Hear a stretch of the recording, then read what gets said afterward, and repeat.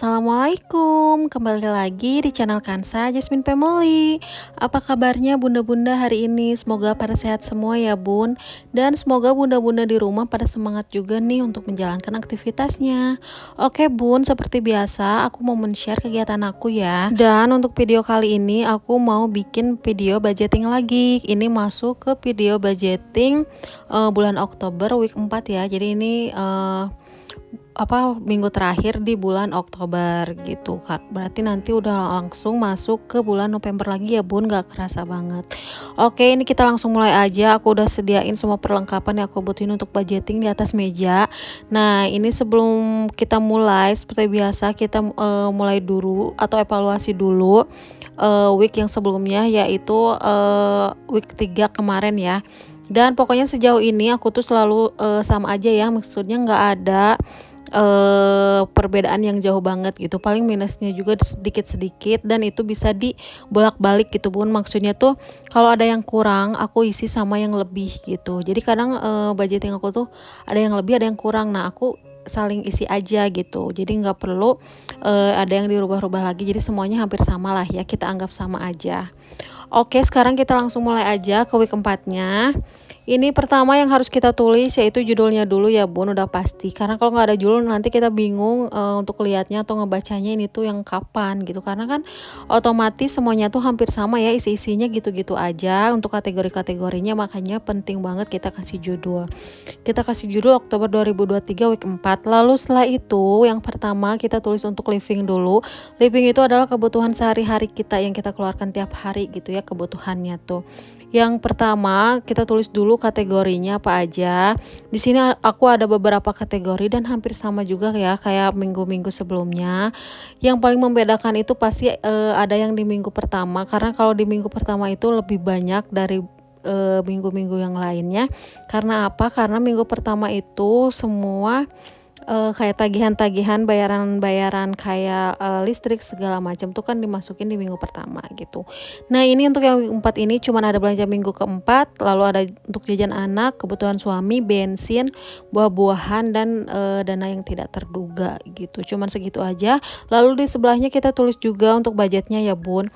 Untuk belanja minggu 4 seperti biasa aku budgetinnya 300.000 per minggu. Ini tuh tujuannya untuk beli sayur, biasanya aku pakainya ya. Kalau misalkan aku nggak masak ya aku beli untuk beli makanan gitu. Lalu untuk kebutuhan suami jajan anak dulu 100.000, kebutuhan suami 300, bensin 100, buah-buahan 100, dana tak terduga juga 100. Setelah itu kita totalin semuanya dan ini dia totalnya yaitu 1 juta rupiah pas ya bun. Lalu kalau udah living kita lanjut lagi ya bun ke sinking fund. Sinking fund itu adalah nabung gitu ya, sama dengan artinya menabung. Kita menyimpan uang untuk kebutuhan yang akan datang, dan udah kita tulis secara detail juga untuk apa-apa aja di sininya gitu ya. Di sini aku punya 6 kategori. Yang pertama itu untuk tabungan anak aku, bisa untuk pendidikan ataupun kebutuhan yang diperlukan oleh anak aku. Lalu lanjut setelah itu ada juga untuk lebaran atau Idul Fitri. Ini yang paling penting ya, harus selalu kita nabung untuk lebaran ya bun. Lalu lanjut ada untuk logam mulia atau emas atau perhiasan. Setelah itu ada juga untuk liburan. Lalu ada amplop, dan yang terakhir ada juga untuk celengan target. Di sini udah tulis kita semuanya kategorinya, lalu kita lanjut tulis sebelahnya tuh untuk budgetnya berapa aja. Tapi di sini aku kalau untuk sinking fund semuanya aku sama ratain aja budgetnya, yaitu 100.000 rupiah ya bun, biar gampang aja ngitungnya dan gak bingung juga gitu. Aku budgetin semuanya 100 untuk 6 kategori ini, jadi totalnya pasti 600.000 ya. Sebenarnya ini tuh nggak mutlak harus, kalau ada diisi, kalau enggak juga enggak. Aku pernah juga nggak ngisi gitu. Dan sebenarnya ini juga nggak selalu mulus ya, aku nyimpen uang ini tuh udah beberapa kali aku kepake lagi, yang harusnya mungkin sekarang udah berapa, cuman masih segitu-segitu aja. Karena ya kalau misalkan kita ada kebutuhan yang mendesak atau kebutuhan yang darurat banget, pasti aku ambil gitu. Udah beberapa kali juga aku pernah keambil, jadi ya Alhasil yang belum terlalu banyak gitu isinya ya bun. Nah kalau udah di sini aku lanjut stabiloin dulu yang penting-pentingnya, dan setelah itu biasanya di sini aku pakein atau tempelin stiker-stiker lucu kayak gini biar nggak terlalu monoton aja, biar nggak terlalu polos gitu ya bun, biar lucu aja gitu ya, meskipun ini budgeting tapi dibikin kayak buku anak TK gitu ya bun. Nah, kalau misalkan udah beres di sini aku apa namanya, ditempelin stiker, kita bakal lanjut untuk menyimpan uangnya ke poskonya masing-masing, karena aku di sini ada beberapa tempat nabungnya tuh beda-beda gitu ya bun. Kalau kalian yang udah sering nonton pasti tahu ya. Oke, ini yang pertama untuk living, aku simpennya tuh di dompet pintar kayak gini ya bun.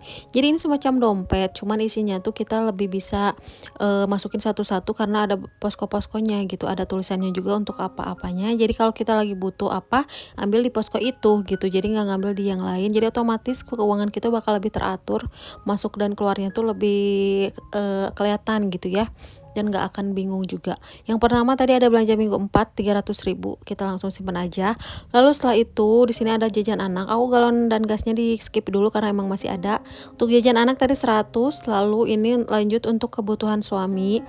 Di sini aku budgetingnya 300.000 aja. Setelah itu ada juga untuk transport atau bensin, aku budgetin 100.000 aja.